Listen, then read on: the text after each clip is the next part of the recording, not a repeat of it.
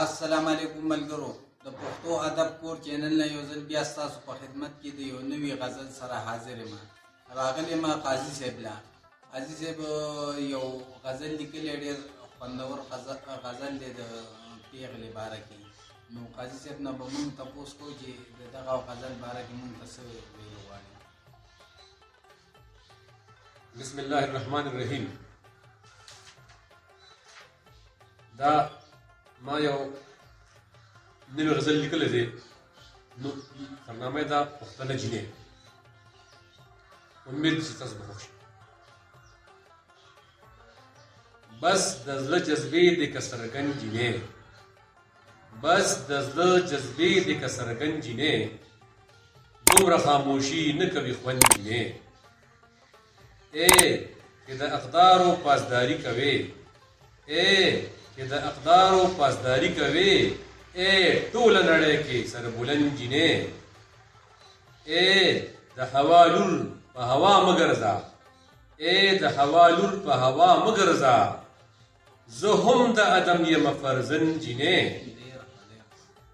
او بې حیا مشره شرم نه درځي، بې حیا مشره شرم نه درځي، خرڅه دې په چا کړه د میوند جینۍ. ډېره لا ډېر خطا کړی راته دې ووایي بې حیا مشره، بې حیا مشره شرم نه درځي، بې حیا مشره شرم نه درځي، خرڅه دې په چا کړه د میوند جینۍ.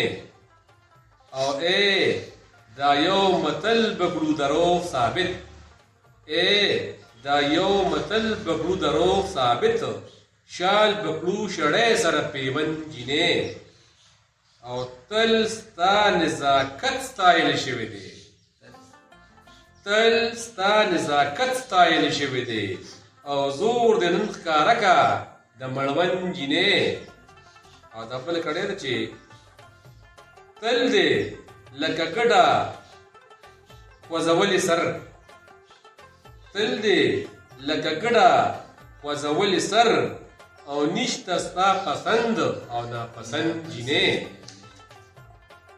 مخکې کړی ده چې حق د بغاوت صرف سړو ته دی، حق د بغاوت صرف سړو ته دی، او ته د روایاتو یې پابند جینۍ.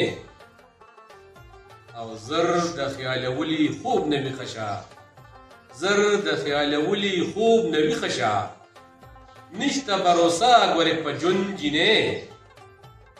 او دا بل کړی ده چې ته د پلارګنې سندرې وایتل، ته د پلارګنې سندرې وایتل، هم یې وفاداره د خاوند جینۍ. او بل دا عام چې نن سبا کېږي، هغه لوپران چې یې چېړلې ته، هغه لوپران چې یې چېړلې ته، څوک پکې ډېران شو او سګن جینۍ. او دا آخري کړی ده چې یو خوا ستا غیرت ننګ او شاندار ماضي، یو خوا ستا غیرت ننګ او شاندار ماضي، او بل خوا د قاضي کچکول او کن جینۍ. او بس د زړه جذبې د کسرګن جینۍ، دومره خاموشي نه کوي. ډېره لا ډېر بهترین کلام تاسو د قاضي صاحب نه واورېدو. او داسې قسم لا مشاعرې، داسې قسم د شعرونه غزل به تاسو له موږ په دې یوټیوب چینل وړو. او تاسو دا یوټیوب چینل سبسکرایب کړئ او موږ سره سپورټ وکړئ. او کمنټس کې موږ ته خپل رای اظهار راکوئ، موږ سپورټ کوئ.